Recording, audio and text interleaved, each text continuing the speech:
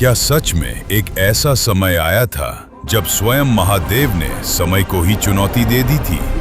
और क्या उज्जैन की पवित्र धरती पर आज भी महसूस होती है वो दिव्य ऊर्जा जहां प्रकट हुआ था एक ऐसा रूप जिससे देखकर मृत्यु भी कांप उठी थी? आखिर कैसे शिव बने महाकाल?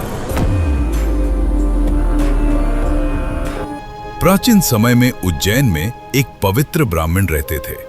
उनका नाम था वेदप्रिया। वो दिन रात भगवान शिव की भक्ति में लीन रहते थे। उनका जीवन सिर्फ एक मंत्र था, ओम नमः शिवाय।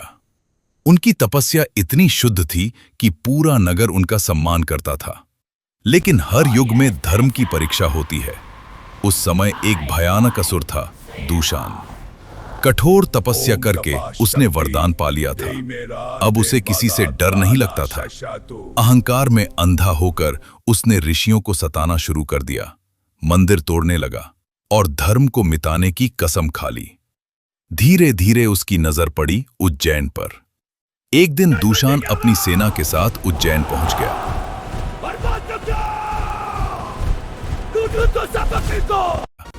लोगों में अफरा तफरी मच गई, भय, अशांति।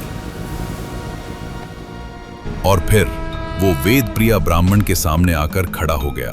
उसने हंसकर कहा, अब बुलाओ अपने शिव को, आज देखते हैं कौन बचाता है तुम्हें। लेकिन वेदप्रिया डरे नहीं, वो भागे नहीं, वो लड़े नहीं।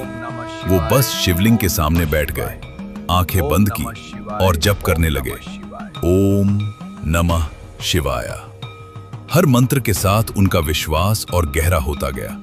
तभी धरती कांप उठी, आसमान में बिजली चमकी, हवाओं का रूप भयानक हो गया।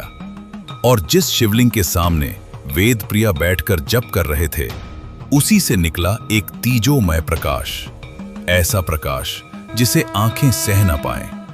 उस प्रकाश से प्रकट हुआ एक दिव्य रूप, विशाल, तेजोमय, क्रोध से जलती आंखें, जटाओं में गंगा, गले में सर्प और शरीर से निकलती अग्नि की लापतें। ये रूप था महाकाल का, समय से परे, मृत्यु के भी स्वामी। दूषान ने युद्ध करने की कोशिश की, लेकिन महादेव ने बस एक हुंकर भरी और उस हुंकर की गूंज से ही दूषान तुरंत भस्म हो गया।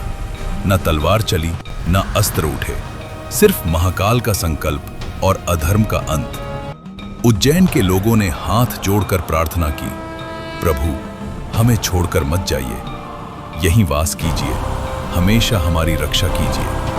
भगवान शिव ने अपना क्रोध शांत किया और वहीं स्थिर हो गए। तब से उज्जैन में स्थापित हुआ महाकालेश्वर ज्योतिर्लिंगा और शिव का वो रूप जो समय को भी नियंत्रित करता है, महाकाल के नाम से प्रसिद्ध हुआ।